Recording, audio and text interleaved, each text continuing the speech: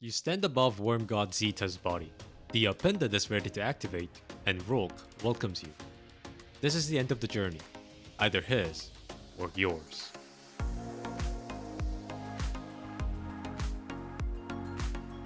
The Rhulk is the first disciple of the Witness and the final boss of the Vow of the Disciple room. When you enter the room, you will see a giant shard in the middle and nothing else. Get close to this shard and Rhulk will show himself, then create a giant force field. When you get close to this field, you will get repelled back. You cannot enter this field unless you have a buff called Emanating Force, which will be explained later. The Rhulk fight is divided into two sections, Dunking Phase and Arena Phase. We need to complete the Dunking Phase first, so let's look at that. Once someone gets close to this force field, the encounter will start. Rhulk will summon a giant darkness shard on top of his head. When someone destroys this shard, they will get a buff called Leeching Force. While this shard is present, everyone will get a debuff called Pervading Darkness, and once this debuff hits 10, you die. So destroy the shard quickly. In front of the rally banner, there is going to be a plate with neutral symbol on it. When the encounter starts, the symbol will turn into give. What this plate is used for is self-explanatory. You use it to give Leeching Force to other people. When a person with Leeching Force stands on this plate, 2 darkness shards will spawn. Have 2 people shoot those shards each. Once this is done, person on the give plate will lose their buff, and 2 people who shot the shards will now have Leeching Force. Throughout the encounter, Rhulk will perform a laser attack. If you get hit by this laser while holding Leeching Force, you will not get damaged by it, but instead your buff will get changed to Emanating Force. While you have this buff, you can enter the force field. Leeching Force and Emanating Force has a timer of 45 seconds, and once this timer expires, person with it dies. When someone gets a first Leeching Force, 2 Glyph Keepers will spawn on left and right side. Left Glyph Keeper will always be taken, and right is scorned. Once they die, a set of symbols will appear on the pillar near them. Just like the exhibition encounter, you can only read one set of glyphs. This time, it is the people with Leeching Force or Emanating Force that can read taken glyphs, and rest can read scorned glyphs. Figure out the glyph that is on both set of glyphs. This glyph will be the correct glyph. In the middle of the map, there will be 6 pillars. The callouts for those pillars are L1, L2, L3, and R1, R2, R3. There will be 3 glyphs on each of those pillars, and only people that does not have Leeching or Emanating Force can read those glyphs. Find the pillars that has the correct glyph on them. There should be 2 of them. Once you find the correct pillar, a person with Emanating Force needs to dunk their buff to them. This will cause the force to retract, depending on the amount of dunk you do. Dunk 6 times in total, and dunking phase is over. For any reason, if no one in your team has Leeching or Emanating Force, Rhulk will summon another giant darkness shard for you to break. A new set of Glyph Keepers will spawn, thus there will be new correct glyph. If your team loses a buff again, another shard will spawn, but this time it will be new. So if your team loses the buff twice, it is a wipe. Let's come up with a strategy for the dunking. There are 3 roles for this phase: Splitter, Dunker, and Callout.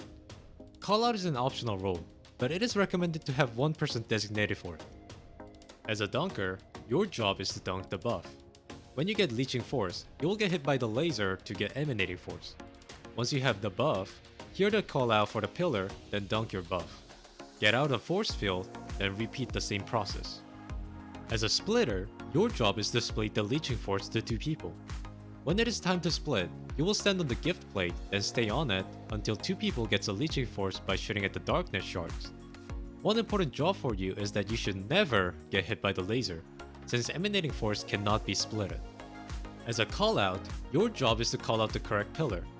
Because you cannot read the glyphs on pillars with Leeching Force or Emanating Force, you will never get the buff. When someone dunks, around 5 seconds later the glyphs on the pillars resets. Call out the correct pillar for the dunker every time this happens. Now for the strategy part. There are 2 common strategies used for the dunking. First strategy is slow and steady. This strategy revolves around dunking only one at a time. Have 2 people for the splitter, 1 person for the dunker, and 1 person for the callout. Guardian A will grab the first Leeching Force, then split the buff to Guardian B and C. Guardian C will take the laser and get Emanating Force. Guardian C will dunk to the correct pillar, losing the buff. At this time, Guardian B will start to split. Guardian A and C will shoot the shard to get the buff. Guardian C gets Emanating, dunk, then Guardian A starts to split again. Repeat this process until 6 dunks have been made. A small tip for this strategy is that for the 5th dunk, you can have the splitter to take the laser as well, then dunk with the dunker. This is possible because if you dunk 2 at the same time by the time of 5th dunk, you have dunked 6 in total and the phase will be over. The second strategy is the double dunk. For this strategy, we will have 2 splitters, 2 dunkers, and 1 callout. Have Guardian A grab the first buff, then split it to B and C. Guardian B will split the buff once again, and A and D will grab the buff. Guardian C and D will take the laser and get emanating force. They will dunk at the same time. This is possible because there's always going to be 2 correct pillars. After that, Guardian A initiates the split, B and C takes the buff, and the cycle repeats until 6 dunks have been made. Once the dunk is done, the Rhulk will take his glaive out and retreat to the arena above the staircase. Go up the staircase and Rhulk will come down to fight you. This is not a DPS yet, we still need to do arena phase. While the Rhulk is in arena, he will do one of 3 moves. First move is the dash. There will be a warning indicator while Rhulk is preparing to dash, then he will.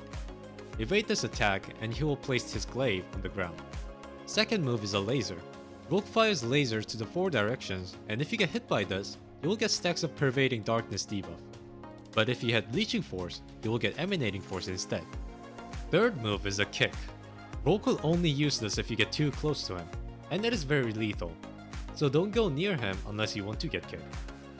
The key point of this phase is to dunk on the correct pillar out of the 4 pillars in the corner.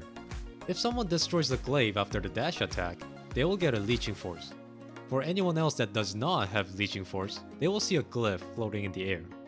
This glyph indicates where the dunk needs to be performed out of the 4 pillars. The callout for the pillar is L1, L2, R1, R2, where 1 is closer to the stairs and 2 is farther away. L1 is Traveler, L2 is Pyramid, R1 is Light, and R2 is Darkness. Call out the pillar for the Leeching Force person, then they will get hit by the laser to get Emanating Force. Dunk this buff to the pillar, and Rhulk will stagger and gain a weak point. Shoot this weak point to destroy it. Do this 4 times, then the DPS will start. The 4th weak point does not take precision damage, so you will need to hit it more than the others. Unlike most raid bosses in Destiny 2, Rhulk will not stand still during the DPS. He will keep using his attacks, so keep moving while shooting. After some time, he will become immune then start charging energy. Get back to where you began the encounter, since he will unleash the force field again, and if you get caught by this, you will get pushed to the outside of the map. Repeat the dunking and arena phase one more time for the DPS. Rhulk will get enraged after 3rd DPS, so if you fail to bring him down to his final stand before that, it is a wipe. When you get Rhulk's HP down to 10%, he will enter the final stand. After a brief immune animation, he will be damageable like normal DPS. However, you will gain stacks of Pervading Darkness quickly. You will need to burst him down when he enters the final stand, so make sure you have burst supers and ammo ready for it. Once his HP bar hits 0, Rhulk will die, and the raid has been completed. Loadout for this encounter revolves around DPSing the Rhulk. The number 1 choice for any fire team is Divinity. Rhulk has a very small weak point and moves around the map. Divinity will greatly reduce the chance of missing the crit by creating a giant crit field, so it is highly recommended to have 1 person using the Divinity. For the actual DPS, 2 most commonly used loadouts are Izanagi's Burden with auto-loading holster rocket launcher, or Widow Horde with linear fusion rifle with damage perk. For the Izanagi combo, you will fire the rocket, swap to Izanagi, shoot it, perform the special reload, and as soon as the auto-loading procs, swap back to rocket. Well of Radiance is not recommended in this encounter, since you will need to jump around while doing the DPS to avoid Rhulk's attack. Instead, use burst supers such as Nova Bomb or Thunder Crash with Quivers of the Falling Star, or Mobius Quiver with Orpheus Rig. High Energy Fire is a very good mod to use if you can get charged with light during the DPS. And that concludes our journey in the pyramid. Thank you for watching. I hope this was helpful. Good luck and have fun.